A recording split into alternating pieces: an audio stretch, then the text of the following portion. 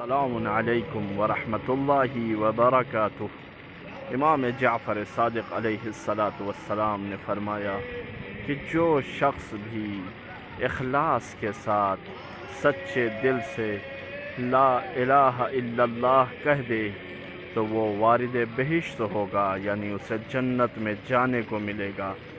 لیکن پھر امام اس کی وضاحت فرماتے ہوئے کہتے ہیں کہ لا الہ الا اللہ صدق دل سے یا اخلاص کے ساتھ کہنے کا مطلب یہ ہے کہ جو چیزیں خدا نے حرام قرار دی ہیں وہ اس سے دور رہے اور کبھی اس کے نزدیک نہ ہو۔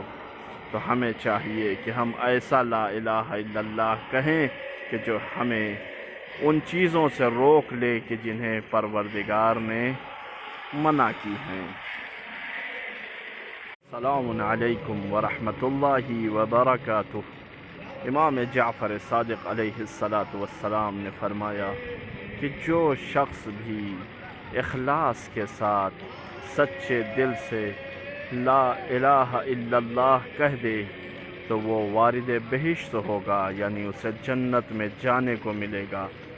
لیکن پھر امام اس کی وضاحت فرماتے ہوئے کہتے ہیں کہ لا الہ الا اللہ صدق دل سے یا اخلاص کے ساتھ کہنے کا مطلب یہ ہے کہ جو چیزیں خدا نے حرام قرار دی ہیں وہ اس سے دور رہے اور کبھی اس کے نزدیک نہ ہو۔